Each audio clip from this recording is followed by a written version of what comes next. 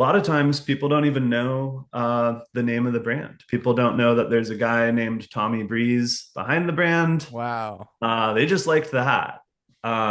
Pretty often people will tell me that they, see someone wearing the hat and they're like, hey, like that's a Tommy Breeze hat. And they're like, what? Like, why are you talking to me?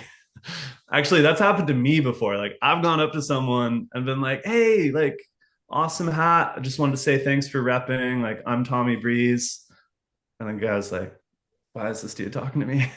Hey yo, we put free money where the mic is. He got it on lock like Rikers. Green rebates get you paid, so a lot of people like us. Money Talks podcast, watch it on all your devices. Woo! Yeah, welcome back to the Money Talks podcast.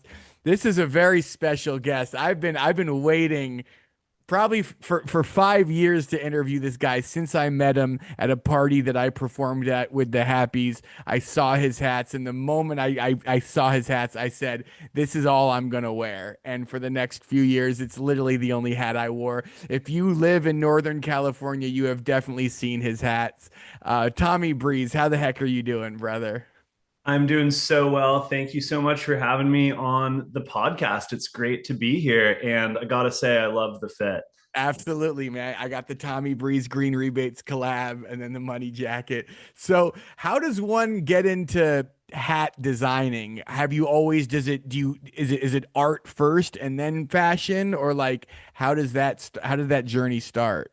Well, man, it really did begin with art for me because I had been already making some designs in a few different capacities, just creating some stuff that I wanted to be creating. And then I needed a new hat. I had this really cool corduroy hat that I loved. I'd gotten it as a free giveaway at a Giants game, actually. And I lent it to a friend and he left town and didn't give it back. So there I was, people having to see me without a hat on, which obviously was never an option. So I had to find a hat as soon as possible. And I was looking around in stores that I saw and online, and I just couldn't really find a hat that spoke to me. And at the same time, I had been looking for something to put my art on. I had been making these little pin back buttons and stickers, and I had all these wild ideas about uh, what I could do with apparel. Right. And I decided to take my Cypress design that I had made and order some patches with it. Wow. So, and they're the patches that you see today, the same size. And how does that process, like stitching the patch on the hat? Did you screw up your first five? Like, what was that first? How did that feel? And the process of putting a patch on a hat for the first time. Yeah, definitely. It was tough to get the hang of. And I was stitching them on with the needle and thread in my hand, just kind of trying to loop the thread around the edge of the patch. The patch itself was actually different. The first Cypress patches I ordered, um, and when you order a patch, you have to get 100 of them. So I immediately was like, well, I guess I got to go into business now. And, if I could have ordered just one, it might have not gotten its start because I would have been like, all right, well, I got my new hat. That's great. Um, Right. but yeah, basically, it was only printed. It didn't have the same like printing and embroidery levels that these patches do today. Right. Because when I sent in the design to the factory, they were like, oh, well, this has solid lines and a gradient. So we're going to have to print it. We can't embroider a gradient, Oh. which is still true. But we actually do two different methods of embellishment. We first have our patches printed with all the gradients in the Mhm. patch, and then we have the rest of it embroidered, which gives you this kind of three-dimensional effect. Yeah, it definitely it pops through, and I'm looking at this one right now. I mean, how many designs do you have right now? Because this is one of my new favorite ones that you have. Um, Oh, thank you. That's and the then newest one. That's yeah, called Lakeview. Lakeview, love it. And then this one is this is the OG one, right? So that's the first patch, Cypress. It's actually the third patch technically to come out Okay. in the way that you see it today, because that is the hybrid patch version of it. That's what I call this combination between printing and embroidery. So we came out with the true OG Cypress patch, which does not look anywhere near the quality of the one that we use now. Right.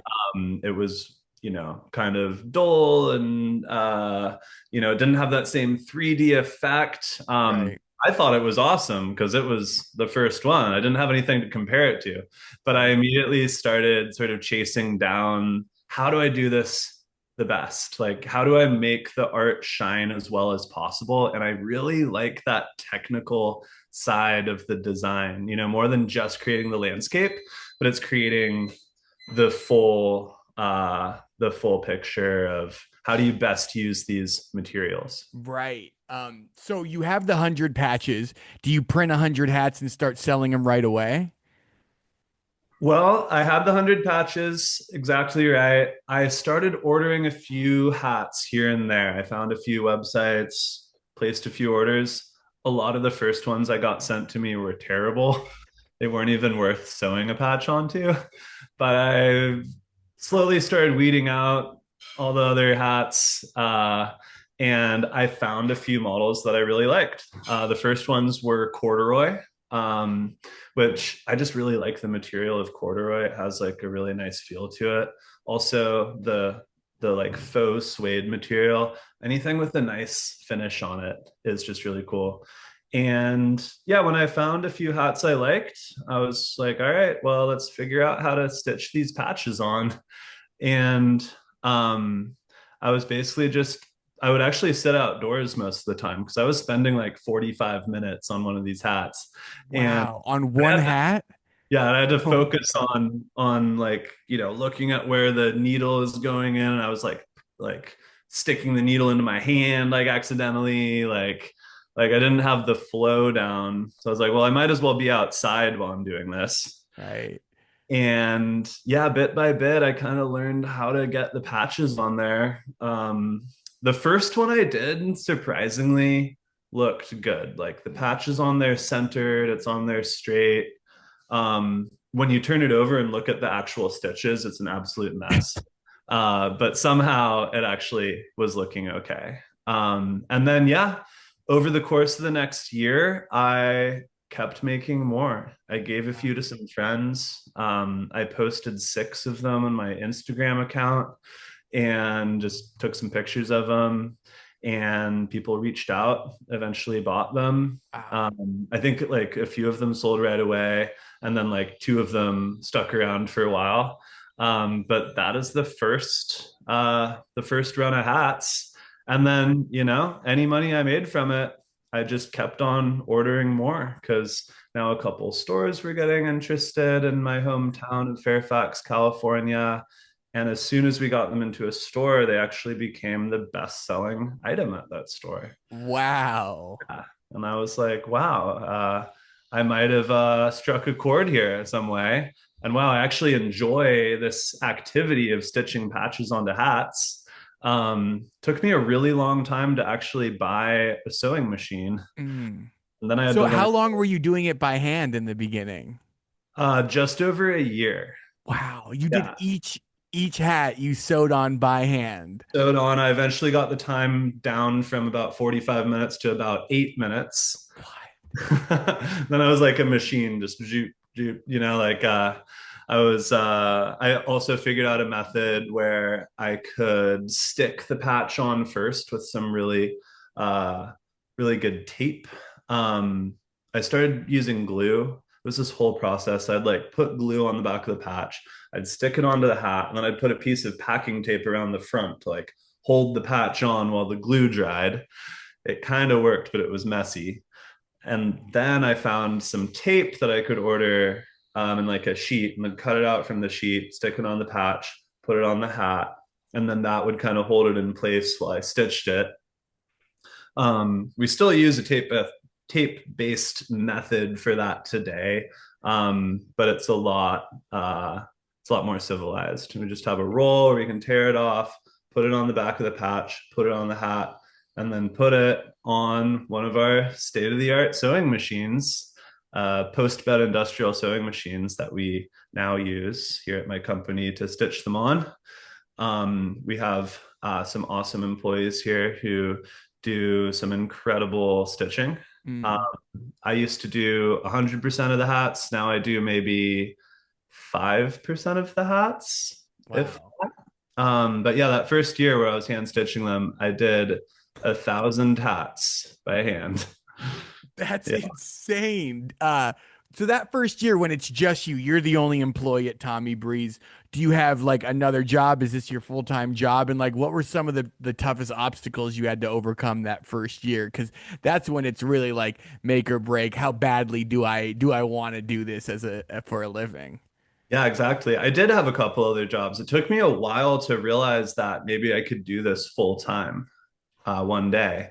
And when I was starting the company, I was working at a small art store in Fairfax called Trouvé Studio. It's a great store that sold different local artists. And that was actually a big part of the inspiration to start my brand. I didn't start with the hat side initially, but I was looking for a product that I could sell at that store, make a little bit of extra cash on the side, maybe have enough money at the end of the day that I could go across the street to Gestalt House and get a sausage and a beer. Right. You know, if I made $10 from selling these little pins that I would make, I was absolutely stoked. Yeah.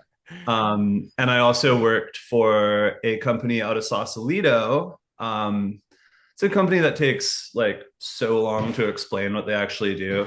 But it involved the bike rental market. We would collect the bikes, drive them across the bridge on this big semi truck, return them to all the stores. It was a lot of work early in the morning.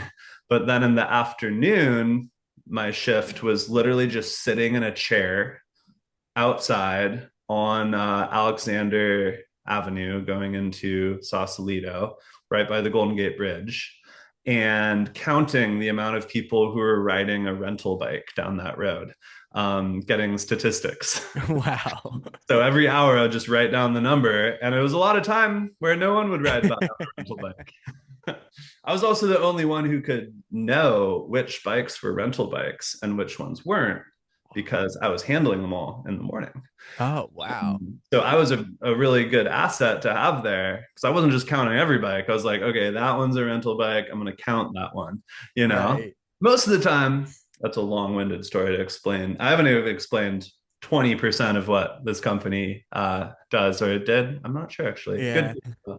And it was a pretty sweet job because I got to sit there outdoors and yeah, when I wasn't counting a bike when it rode by, I was drawing, you know, drawing on paper, creating different designs. I was experimenting with this one digital drawing browser-based website that as long as I loaded it up on my computer before I lost Wi-Fi, like I could just sit there and like work on this program.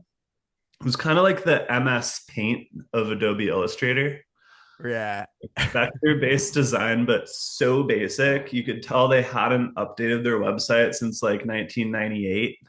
But it got the job done. And that is the program that I did some of the earliest color and line designs that I did. The Mm. mountains design, which was the second patch I came out with.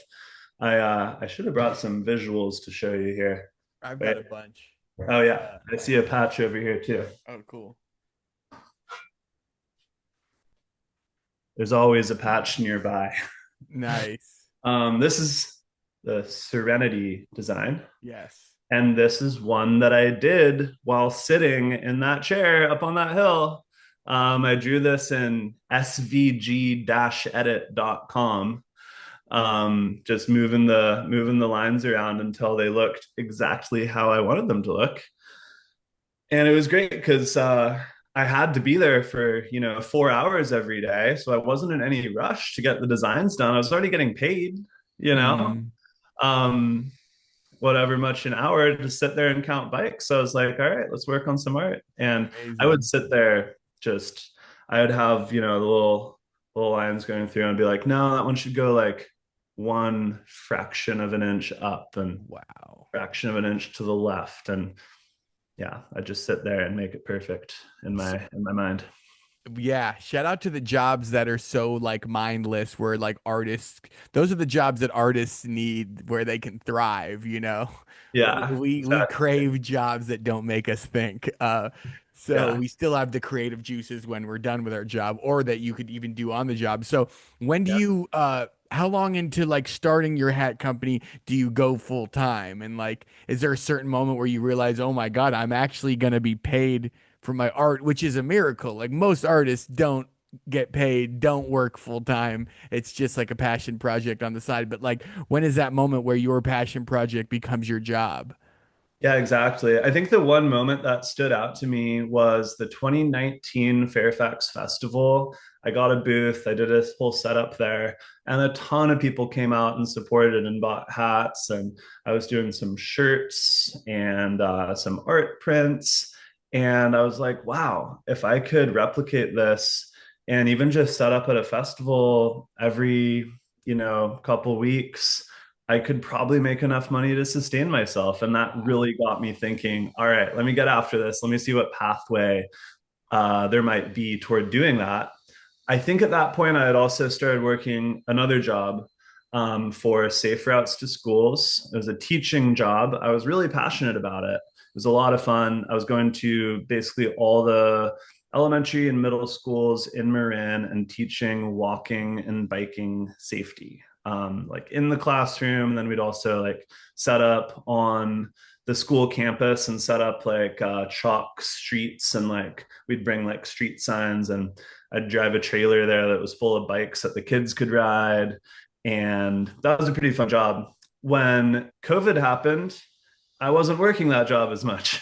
I was making some online content and stuff like that for the job, like producing like videos that kids could watch, like from like Zoom class, you know? Um, yeah, I haven't been back on Zoom since. So Yeah. thanks for having me here on Yeah. this interview. No, I still use it sometimes. It's a way of Yeah. life now. Zoom is just COVID PTSD. I do it for my job, but I Yeah. know everyone was on Zoom. I know. I'm freaking out because I don't remember where I put my mask. Like when I go Oh back my God. inside after this interview. Like, yeah, Oh God, if I never wear a mask again, I'll be happy. So yeah. I so heard that. you I heard that. so Yeah, yeah, keep going. So it's COVID. You're at this point, you're not 100% full time yet, right? yeah. It's COVID. I'm not full time with my company yet, and I'm just sort of weighing like, okay, I feel like my company's getting busy enough that like I can't really give it my all for this other job that I'm working, and it's probably going to be most fair to everybody if I just go full time and I try to make it work full time. So I did it. Took the leap of faith, and luckily that was right when some stores were starting to open back up. There's a huge amount of support from the local community for locally owned companies. I was starting to do a lot more custom designs for people, things like that, just like the green rebates hat that you're wearing. Mm, When you asked how many designs I have, there's about 15 in the main lineup, but there are over 100 designs that I've wow. done for other companies. And then maybe 100 more that are taking an existing logo and then turning it into a patch. So like the green rebates hat that you're wearing, you sent me the design. I was like, this is sick. We can definitely make this as a patch. And then Yeah. it's my job to figure out how we go from the design to the patch. And that's one of the things I really love. So sometimes it'll be me designing a logo from the ground up. Um, I actually do a lot more of those projects than the mainline designs. Like I said, the last time I came out with a new mainline design, one of those 15 so far that are like just my, artwork on the patch, like the one that I'm wearing here. That was back in April 2024. So it's been over a year. We're due for another one. We'll see Yeah. what it is. Yeah. So, What do you want it to be? What's the landscape that oh that man, I looks like got some that? ideas, man. I Yeah. don't know. It's so it's just inspiring, like seeing your hats. They inspire me to go catch a beautiful sunset, or they inspire me to spend time outdoors, you know?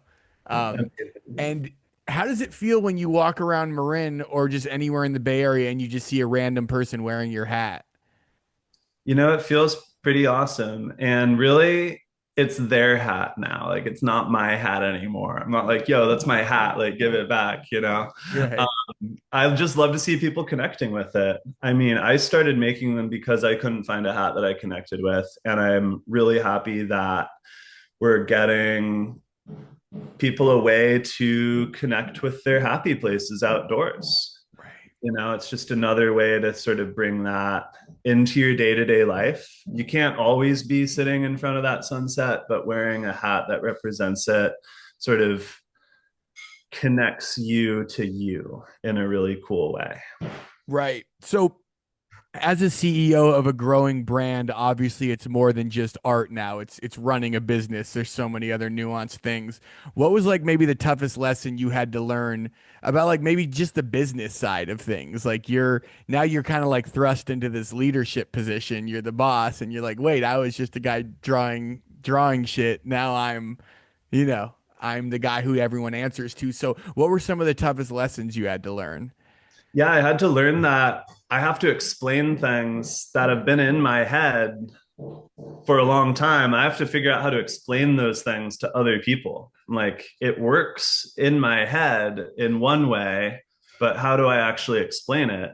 And when I started explaining it, I realized that the systems I had set up that made sense to me, like, really didn't make sense to anybody else. Yeah. Interesting. Yeah. Um, So I had to get, help from the people that I was now working with to be like, okay, how would this make sense to you? Like, how can we take the basics of how this works, but how do we package it into a way that actually makes sense? So that's been a pretty cool journey, is working with people to sort of redesign some of the processes, things like our SKU system for an SKU for here's a number that tells you what the product is. We still use the basics of the system that I dreamed up, but we've standardized everything across there.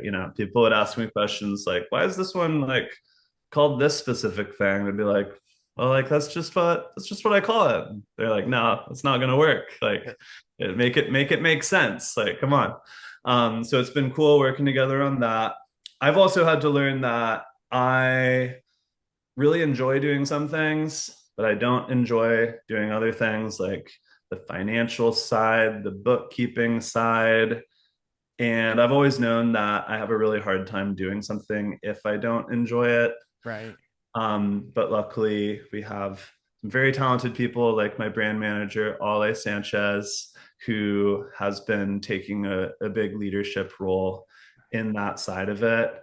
And I think we've done an awesome job of pulling together a very small and lean team who complements, we complement each other really well on the team. And, we get along on a really awesome level to begin with, and then we all enjoy doing different components of what it takes to run this business. Right.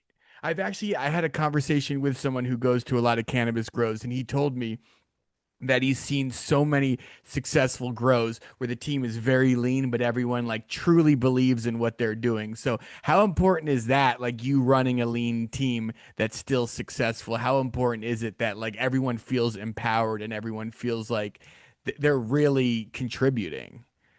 Yeah, we want to make sure that people are inspired when they get to work, and that they know that what they're working on is something that's going to contribute to things happening. Um, since we manufacture something, we do the final step of sewing the patch onto the hat. For our production team, it's really easy to see because you're taking two things that were on the other side of the room, and now they're stitched together, and now they're going in a box out the door. So it is cool that we actually get to handle the items that we're selling. So I think that makes sense. And yeah, it's about just figuring out ways. Like, oftentimes I'll learn about what we should do, like from my team. Someone will have an idea of like, I want to do this, or I think we could do this, and then I'll figure out how we can work that into what we're doing. And oftentimes, if it's something that someone wants to do, that's going to be the project that ends up succeeding because it gets the love that it needs. So you're not a dictator, is what you're saying. Right. Yeah. Yeah. I think the best dictators are the ones that people don't realize are a dictator. Yeah. Right. Yeah. Because at the end of the day, like the buck stops here. Like I have to make the decisions. People, will run stuff by me to get approval for it. Um, I still want to make sure that like there is someone you know, in the driver's seat who can always be responsible for what goes down, for the good and the bad, Right. you know. But I also really welcome the ideas. Not all the ideas have to come from me, and I'm more likely to say yes to an idea if it comes from my team, maybe even more so than I'm willing to think that one of my own ideas is a good idea. So, Interesting. yeah. How So, how gratifying is it to see like one of your team members' ideas come to life and just see the look on their face? Because so many people have jobs where they'll get fired for even pitching an idea, you know? oh yeah, it's really awesome to see, something that like we didn't even like maybe I didn't even realize it was an issue before because I'm not the one who has to like handle working through it because I don't either deal with it or I don't have to like think about it or it makes sense to me but nobody else. And then we'll fix it and we'll make that spreadsheet that like lists all the types of the thing. Like for example, we used to not have a master document where we had all the inventory counts of all our custom patches. Right. Um, so when you were like, "Hey, Tommy, like I want this number of hats, like we got to restock this hat here, the one that Mm. you're wearing." Um, in the past, I would have had no. I think I was on a hike or something, like when you texted me that. Yeah. In the past, I would have had no way of getting back to you and being like, "Yeah, let's do it." But because Lee, my studio manager, had built this whole spreadsheet last year, I was able to pull up that spreadsheet on my phone and go to the Green Rebates Lightning Bolt and see, oh yeah, we've got all the patches in stock already that they need. And I was able to confirm the order. So yeah, sometimes stuff that like I don't even see the need for, and then when it gets done, I use it all the time. Right. So definitely want to encourage people to listen to the team members that need stuff and to listen to it, especially if they're willing to build it themselves.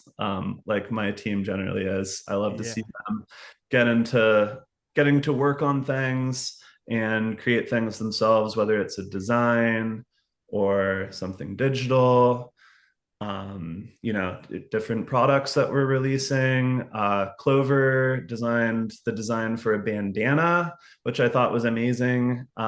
It features my Cypress design, and then they did like all the different like bandana shapes, bandanas. They have Yeah. all these little paisleys around them.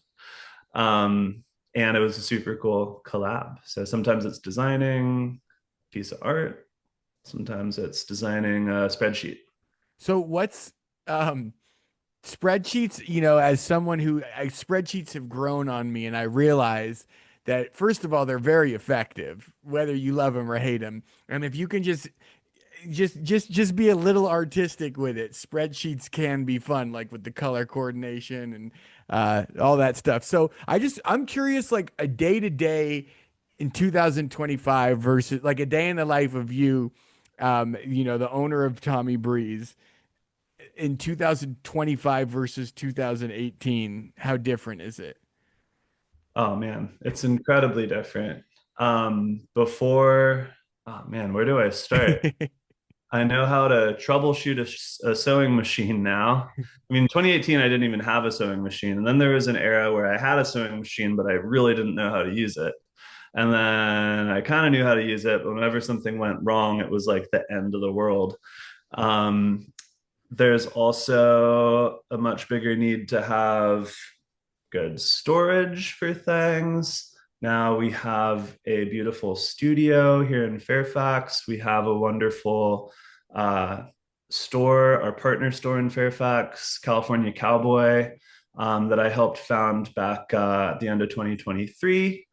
So we have a place for customers to like come in and like get some vibes of the brand and some other cool brands like California Cowboy, High Camp Flasks, Dig Designs, some locals who we really love who have their stuff in there.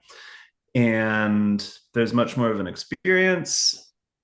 Um, there's a wider variety of designs.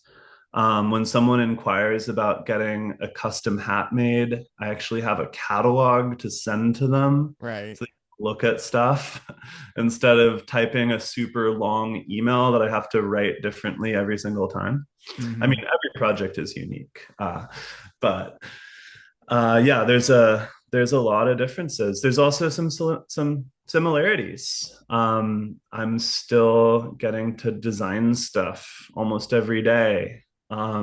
My parents still live up the road. They're amazing. They're super supportive. Nice. Love them. I'm actually wearing a shirt that my dad designed Wow. back in the 70s. So you can see where some of my art style and my love for art comes from. This was designed to be a head badge on a bicycle. Uh, Your dad designed that whole thing? That's yeah, incredible. this is his logo for his line of then hand built mountain bikes. Wow. That needs to be on a hat. That is a I sick know. design. I really, really, really want to do a patch design with the classic Breezer head badge logo. That's Um, yeah, the company Breezer produces bikes. My mhm. dad founded it when he was in his 20s, out of Mill Valley, California. Started building bikes for his friends. He started building mountain bikes in 1977, and Wow. this eventually became the logo for it. It shows railroad grade, which is one of their favorite places to ride down, and it was designed to be like etched into brass and then curved around the head tube of a bike, so right on the front of the bike where you have the logo. That's an um, incredible design. Holy shit. yeah, and he sold the company in 2008, and Mhm. they still make bikes today. They haven't really used this logo much. It's more like their heritage logo. They have a more sleek and modern design now, but I'm really hoping we could bring it back one day, maybe get the project started next year so we have it in time for the 50th anniversary, which is Hell crazy. yeah. Think about That's 50. amazing. Yeah. Um, so what's cool is Fairfax is such a tight-knit community, it seems like. Like how much does running a successful business, how much do you depend on the support of your local community and the support of Fairfax? It seems like that was your um those were the people that originally kind of like empowered you, right? Oh, absolutely. Yeah. Depend on that so much. I'm so lucky to have gotten so much incredible support from the community, really right from the beginning. Wow. And yeah, still today, tons of new custom projects happening because of people in the community. I work with a lot of schools in Marin County and beyond. I'll often, see people at, a local restaurant if I'm there, having some food or getting a beer or working on my laptop. We'll start a conversation, start a project from there. Wow. Right now, we're doing much more of a national push with the brand. So we're reaching out to stores across the country, because we know when we get into a store, our hats definitely reach customers. There's something about them. I think it's the wordless design and the way that people can connect with sort of the iconography of it, connect it to their own favorite places in the outdoors. Often become, the best selling hat in the store. The store is stoked because they, need another order before the month is up. And we're stoked because we get to make them another order, and we love the relationships that we craft with stores, with the buyers, with the employees, getting to visit, getting to send them free samples and stickers and all the new stuff we're coming out with. We love taking care of the stores that we work with. And there's a ton of them in our local community, and they're really the people who championed the brand for the first time. It's really the retail stores who got the brand out to people to start, because I wasn't doing a ton of e-commerce. Still, I'm not doing a ton of e-commerce. We really focus on getting hats into stores, and then that's how they reach the people. A lot of times people don't even know the name of the brand. People don't know that there's a guy named Tommy Breeze behind the brand. Wow. They just liked the hat. Pretty often people will tell me that they, see someone wearing the hat and they're like, hey, like, that's a Tommy Breeze hat. And they're like, what? Like, why are you talking to me? Actually, that's happened to me before. Like, I've gone up to someone and been like, hey, like, awesome hat. I just wanted to say thanks for repping. Like, I'm Tommy Breeze. And the guy's like, why is this dude talking to me? That is hilarious. So how important is it? I talk to a lot of people in the cannabis industry, and a big reoccurring conversation that I have is like a lot of people, when they have a little bit of initial success, they try to grow too fast and then they trip over their own feet, and then it's like a balloon, it just pops. So how important is it to just like maintain the quality and to grow at a steady pace? Like, has it been tough to not have you been tempted to kind of reach that macro level? Man, the quality is so important. And a big part of who we are from the beginning has been the fact that we actually sew the patches onto the hats. We're not manufacturing the hats yet, and we're not manufacturing the patches yet, but we do that final step of manufacturing. And that means we get to check the quality of everything going out. And it's like, yeah, if, Big Five Sporting Goods reached out to me tomorrow and said we needed 20,000 hats Wow. or 100,000 hats, like, I don't think we'd be able to fulfill that order. We would consider it. We'd probably try. Um, but also, that's generally the point where a company will outsource their manufacturing entirely to a much bigger factory. But I love the jobs that we're creating at this company. I love that we get to run our own space. I know might make more sense to outsource it entirely. But I do think that we might lose a little bit of what makes us special as a company. And I want to do everything I can to grow methodically in a way that allows us to keep that bit of like what makes us who we are. Totally. Also, I think it works really well, just from a logistical standpoint, to be able to run the machinery that is making custom hat. So, like the hat that you're wearing, we could have some of those in stock, and if someone orders it with this patch, we go and grab that patch and put it on. But if you order it with the green rebates patch, we can grab that patch and put it on. So it allows us to have all this blank stock ready to go and not have to make the hat until we sell it. Right.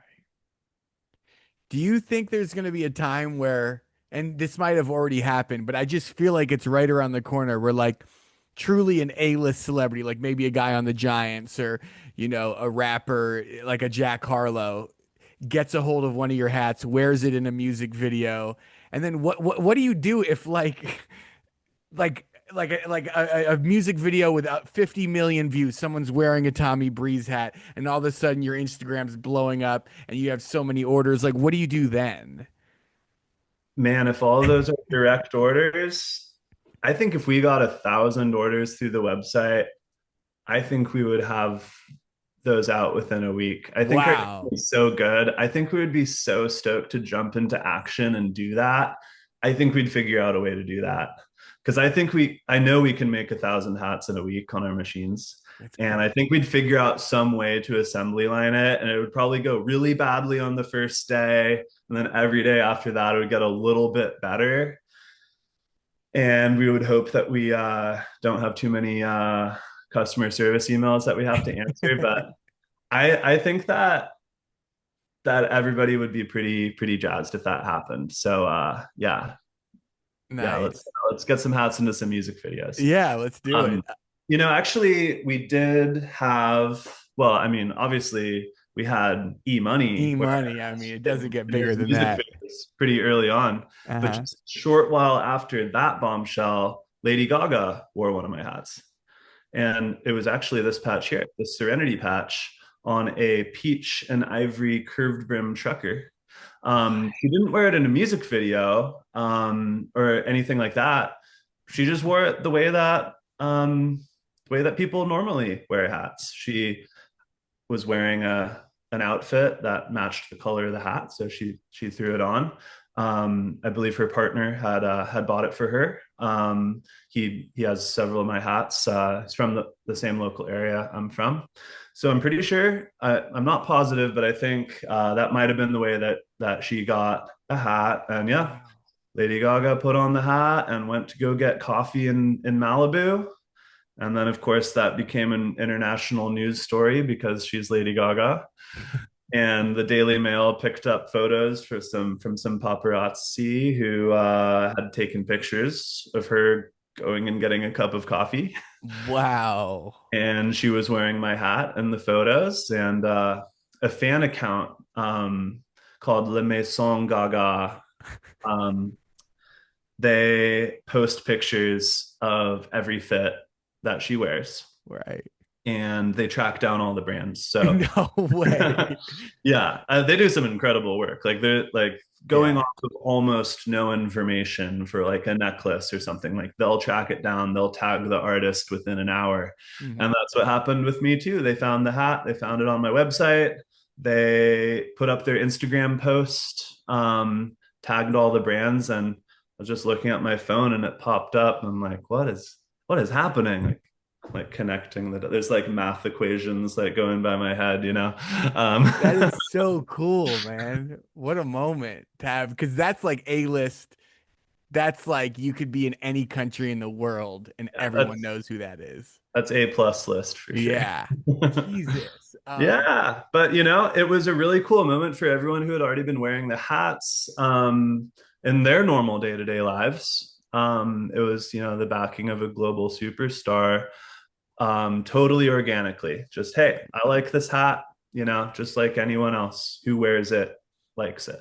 Right. You're So that not was yeah. you didn't send her a hat, you didn't pay her to wear it. She liked the hat, so she wore it. It's the same as like as an artist, instead of paying a famous person to do a TikTok dance to your song, just make a song good enough to where a famous person will just want to listen to it and promote it. That's awesome.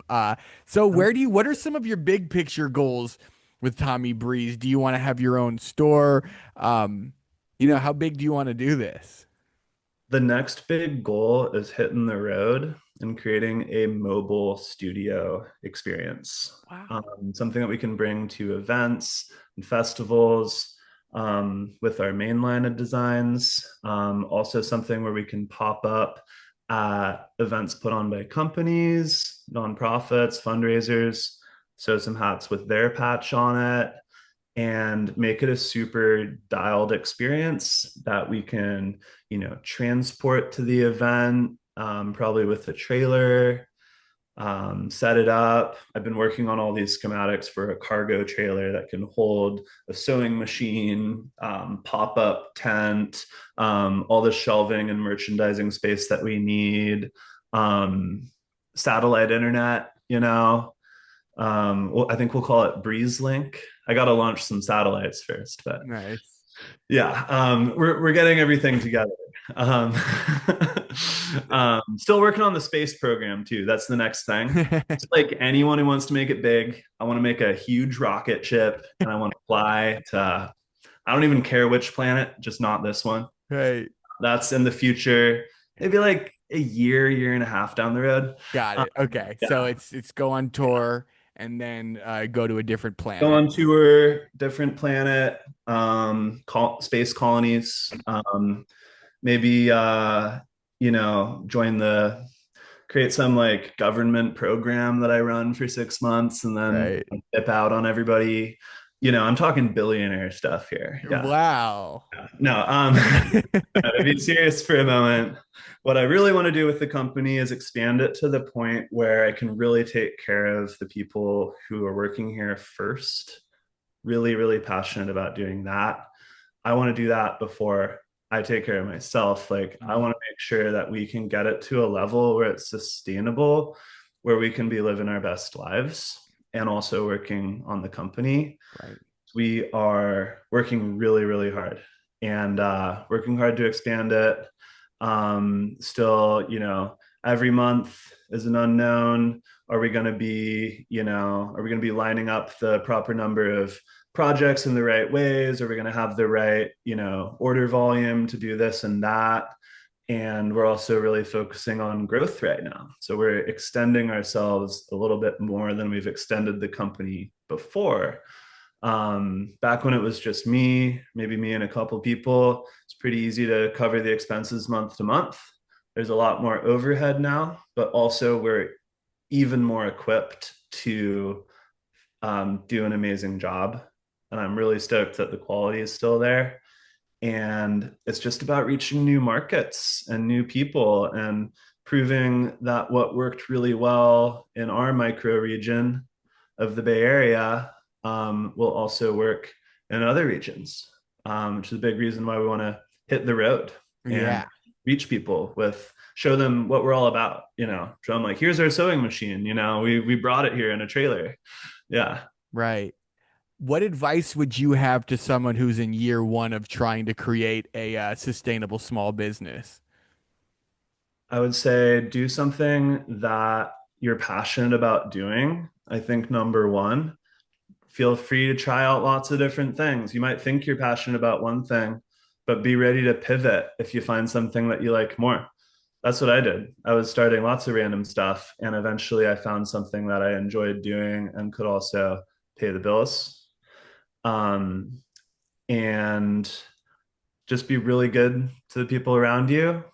Um, Make sure you're being authentic to yourself. It's going to be really hard to get it off the ground if you feel like you're having to, play a character in order to do that. Hopefully, you can find something that allows you to be authentic and also allows you to grow. Love it. And what do you, I mean, since you're a hat expert, so many people wear hats. They're not just they're not just a way for bald people to like if I had hair, I would still wear a hat because I just love the style. I think it just is the perfect cherry on top to any fit. Yeah. And so what do you and it seems like a lot of people, a lot more people, a lot more celebrities are like wearing hats as a fashion statement. Like what hats are popular right now?